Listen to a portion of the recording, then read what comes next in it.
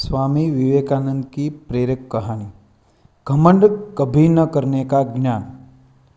तो बात उस समय की है जब स्वामी विवेकानंद अपने लोकप्रिय शिकागो धर्म सम्मेलन के भाषण के बाद भारत वापस आ गए थे। अब उनकी चर्चा विश्व के हर देश में हो रही थी। सब लोग उन्हें जानने लगे थे। स्वामी जी भारत वापस आकर अपने स्वभाव के अनुरूप भ्रमण कर रहे थे। इस समय वे हिमालय और इसके आसपास के क्षेत्रों में थे। एक दिन वो घूमते घूमते एक नदी के किनारे आ गए। वहां उन्होंने देखा कि एक नाव है, पर वह किनारा छोड़ चुकी थी। तब वे नाव के वापस आने के इंतजार में वही किनारे पर बैठ गए। एक साधु वहां से गुजर रहा था। साधु ने स्वामी जी को कहा, वहां अकेला बैठा देखा तो वह स्वामी जी के पास गया और उनसे पूछा, तुम यहां क्यों बैठे हुए हो? स्वामी जी ने जवाब दिया, मैं यहां नाव का इंतजार कर रहा हूं। साधु ने फिर पूछा, तुम्हारा नाम क्या है? स्वामी जी ने कहा, मैं विवेकानंद हूं। साधु ने स्वामी जी का मजाक उड़ाते हुए उनसे कहा, अच्छा, तो तुम वो विख्यात विवेकानंद हो जिसको लगता है कि विदेश में जाकर भाषण दे देने से तुम बहुत बड़े महात्मा साधु बन सकते हो? स्वामी जी ने साधु को कोई जवाब नहीं दिया। फिर साधु ने बहुत ही घमंड के साथ नदी के पानी के ऊपर चलकर अपनी शक्ति का प्रदर्शन किया।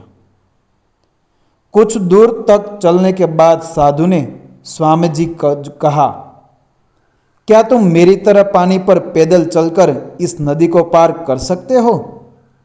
स्वामी जी ने बहुत ही आदर और विनम्रता के साथ साधु से कहा, इस बात में कोई शक नहीं कि आपके पास बहुत ही अद्भुत शक्ति है, लेकिन क्या आप मुझे यह बता सकते हो कि आपको यह असाधारण शक्ति प्राप्त करने में कितना समय लगा?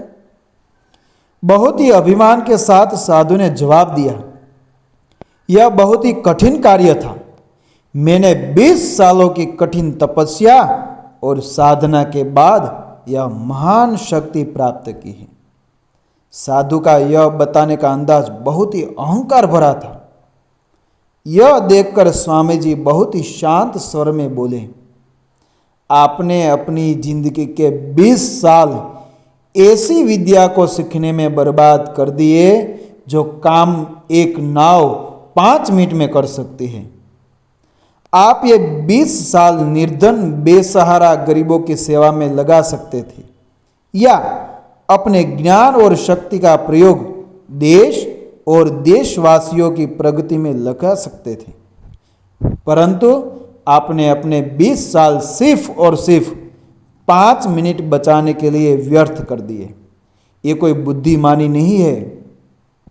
साधु सिर झुकाए खड़े रह गए और स्वामी जी नाव में बैठकर नदी के दूसरे किनारे चले गए। यह कहानी से हमको सीख मिलती है कि इस प्रकार इस कहानी ने हमें बताया कि ज्ञान और शक्ति का सही प्रयोग आवश्यक है।